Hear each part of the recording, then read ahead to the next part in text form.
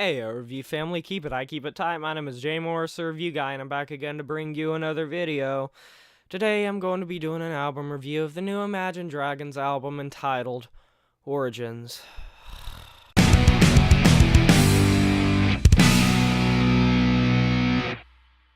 Las Vegas, Nevada band Imagine Dragons. This is their fourth studio-length album and follows up their 2017 album entitled Evolve, which was just as lukewarm as this, but I probably would have preferred this album over whatever the hell this is. This is 40 minutes of just glamorized rock that is doing nothing in the way of anything but pandering and catering to the mass audience that it is produced for. And I don't want to cut any corners. I'm not going to make this album review long. I could rant about 20 minutes about how bad Imagine Dragons is, but instead what I'm going to do is summarize this album. I might point out a few tracks and then give my rating at the end.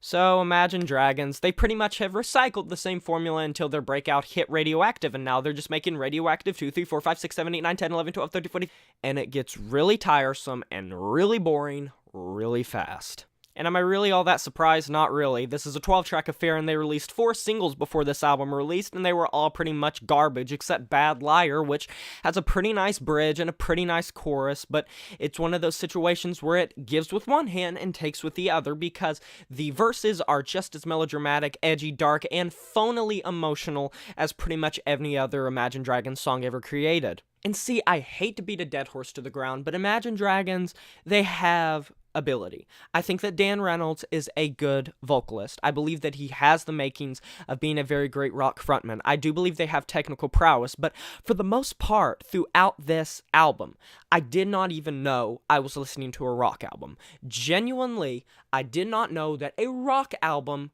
was performing rock, and that's an issue.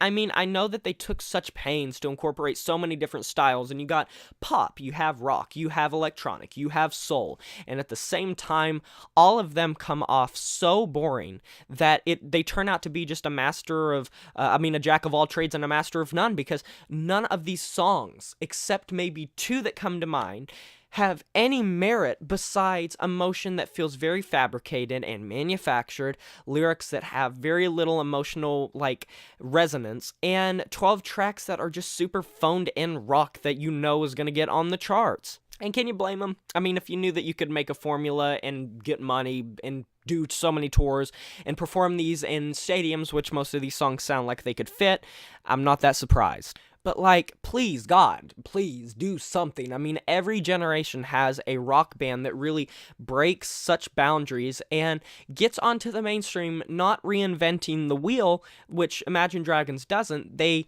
don't reinvent the wheel when it comes to, in the past, there's been bands that have done that, rock bands, and they get on the charts, and then they try to, while they have such a great audience, they try to do more with the sound, i.e. King Crimson, Dream Theater, Pink Floyd, Deep Purple, Velvet Underground, Metallica, Nirvana, The Stooges. There's a lot of bands that really could fall under that category, but honestly, can Imagine Dragons do anything in the way of experimentation, and can they please to God stop following this formula? Alright, dude, I got an amazing idea for an album. Okay, I'm listening. What is it? So here's what we do. We do the darkest, edgiest, emotionally dark lyricism in the verses, and then we'll swell up the instrumentation in the bridge and tickle their balls a little bit, and then explode into an amazing chorus that is going to blow their socks off. Wow, that actually sounds like a really good song. Nah, man. Nah, I'm talking for an entire album.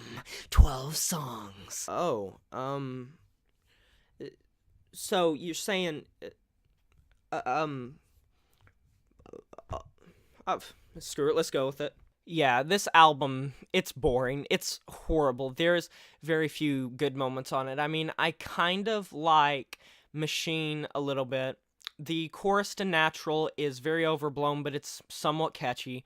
Bad Liar's verses and the bridge is pretty good, but at the end of the day, this is another just half-bitted, phoned-in thing, and let's not even talk about Zero, the thing from Ralph Breaks the Internet. Track number 7 is so boring, it's so just Why do we have a rock band doing this? Like, I genuinely start to believe the masses that say rock is dead if this is the best that the top of the block has to offer. This album's horrible. It's one of the worst albums I've heard all year. It was a slugfest to get through. Such false emotion, such boring instrumentation, doesn't even really sound like a rock album half the time. Dan Reynolds doesn't live up to his full potential. The production is super over-glamorized and super saturated and super glitzy and poppy, and none of these songs really come off as good from start to finish, and this album certainly doesn't come off as good at all. I'm going to be giving it a 2 out of 10. I'll talk to you guys next time, but please sure to like, comment, subscribe. It helps me out a lot. What were your thoughts of this album? Did you like it or not? I respect all opinions, so go ahead. See you later. My name is Jay Morse, Review Guide. I'm signing off saying farewell.